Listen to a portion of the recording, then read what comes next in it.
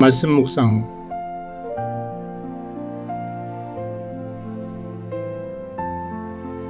또 기도할 때 이방인과 같이 중언부언하지 말라. 그들은 말을 많이 하여야 들으실 줄 생각하느니라. 그러므로 그들을 본받지 말라. 구하기 전에 너희에게 있어야 할 것을 하나님 너희 아버지께서 아시느니라. 마태복음 6장 7절 8절 말씀.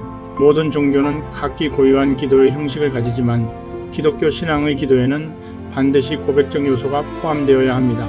영원하신 하나님과의 만남인 기도는 흠 많고 부정한 인간이 자신의 죄와 부족함을 인정하는 회개의 고백이 수반될 때 비로소 참된 기도가 되며 회개 없는 기도는 넋두리에 불과합니다. 기도는 목표도 없이 주술처럼 외우는 것이 아니라 하나님을 향한 뚜렷한 기대감입니다. 기도가 종교의식에 그친다면 하나님의 전능성을 무시하는 것이 되므로 전능하신 하나님과의 만남 속에서 거대한 불가능한 문제도 주께서 깊은 바다에 던져버리실 것을 기대해야 합니다. 기도는 거룩한 인격을 지니신 아버지와의 대화입니다.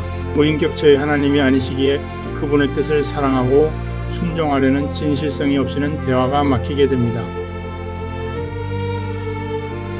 기도는 사사로운 정욕이 아닌 하나님의 영광을 위해, 인간적인 신념이 아닌 하나님의 약속에 근거하여, 보상이 아닌 하나님의 은사를 사모하는 마음으로 드려야 합니다. 악한 이웃을 위해 용서와 사죄의 간구를 올릴 수 있는 마음 자체가 이미 하나님의 응답임을 알아야 합니다.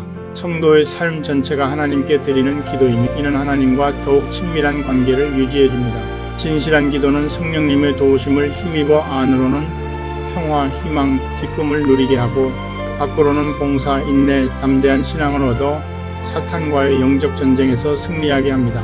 나아가 이웃을 향한 사랑을 실천하며 성도의 인격이 예수님을 닮아가는 것이 기도로 얻을 수 있는 최고의 축복입니다. 진실한 기도는 환경을 변화시키기 전에 먼저 기도하는 사람을 환경을 다스리는 자로 변화시킵니다. 하나님의 약속은 얼마든지 그리스도 안에서 예가 되니 그런즉 그로 말미암아 우리가 아멘하여 하나님께 영광을 돌리게 되느니라.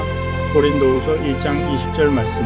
자기 아들을 아끼지 아니하시고 우리 모든 사람을 위하여 내주신 이가 어찌 그 아들과 함께 모든 것을 우리에게 주시지 아니하겠느냐. 로마서 8장 32절 말씀.